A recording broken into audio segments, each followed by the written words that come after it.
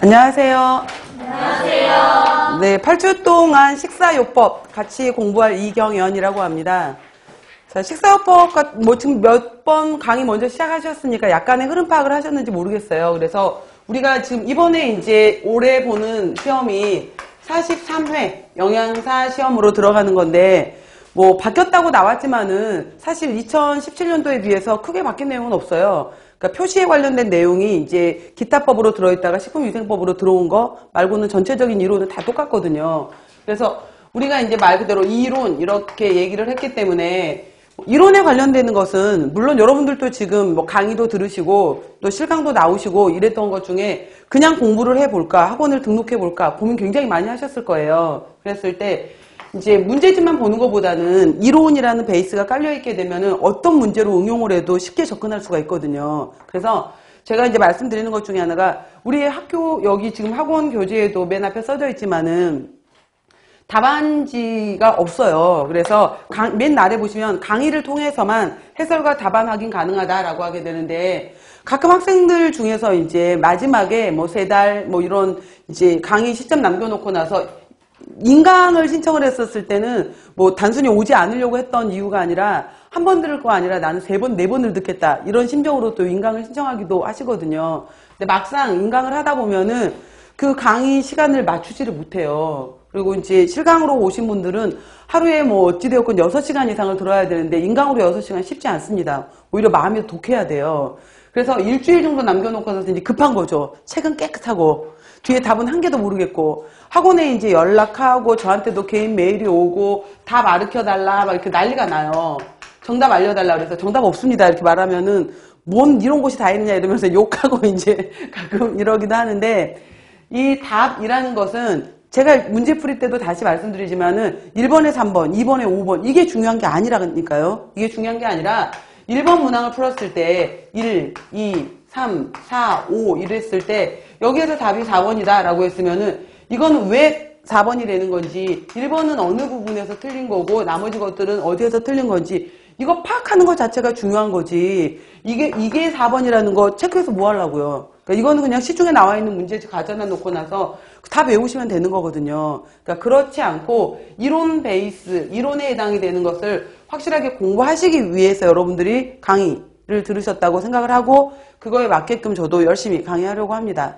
그리고 우리 여기 학원 보시면은 교재도 받으셨고 교재 뒤편에 보면은 저희 네이버에 영양만점, 위생만점 카페 있거든요. 그래서 여러분들 반드시 여기 카페에 회원으로 가입하셔서 또 같이 자료 정보 공유도 하시고 정보도 공유하시고 가끔 또 해결 안 되는 것들은 제가 들어가서 또 답변도 드릴 거고 하기 때문에 카페도 잘 이용해 주시기 바랍니다.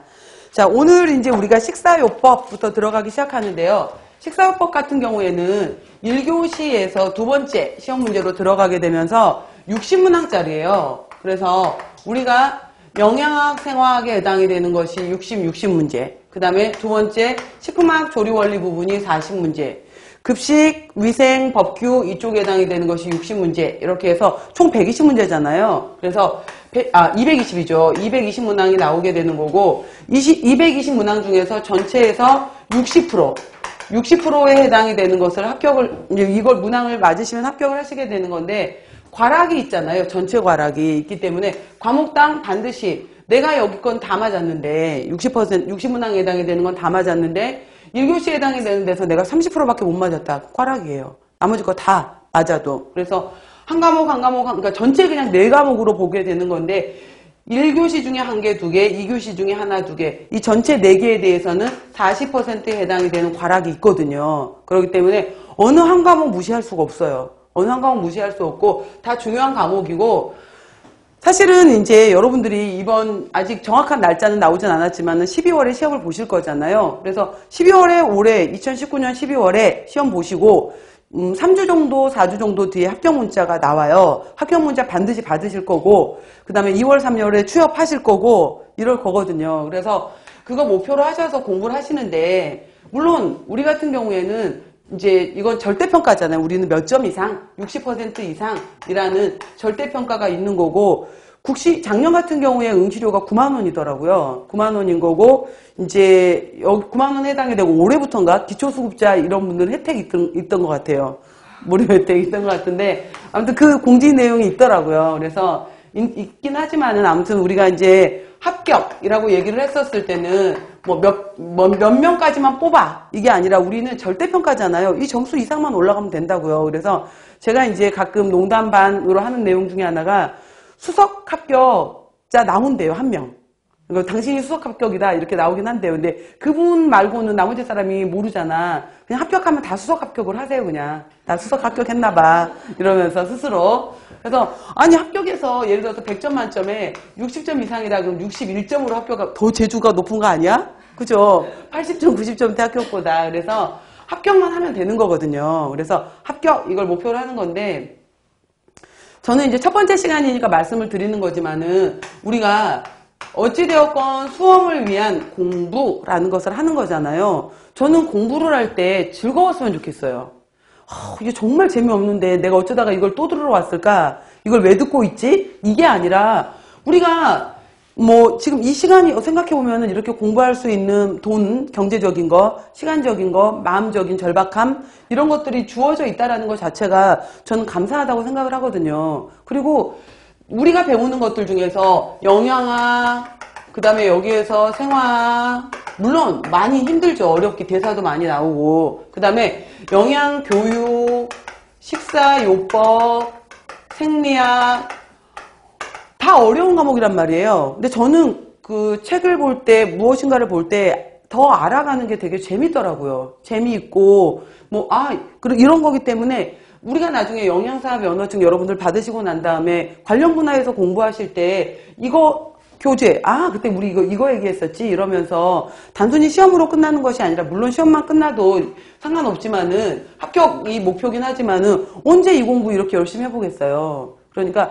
재미없다, 마지못해서 하는 공부가 아니라 정말 재미있게 알아가는 재미도, 그러니까 공부를 해가면서 내가 하나하나 정리해가면서 알아가면서 마지막 결과는 또 합격으로 해서 여러분들이 이 합격이라는 것을 꼭 받으셨으면 좋겠어요.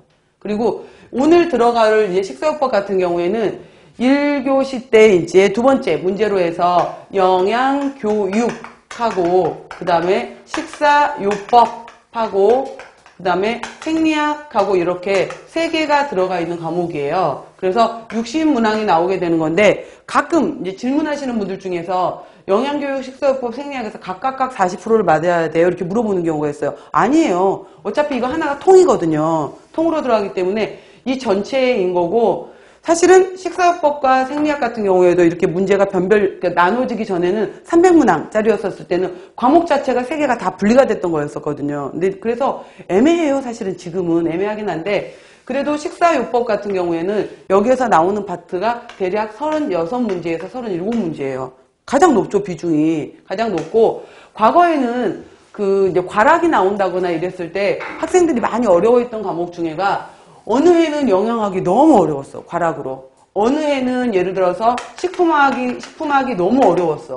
어느 때는 단체급식이 너무 어려웠어. 이러는데 요 근래 최근 들어서 학생들이 가장 어려워하는 과목이 식사요법이에요.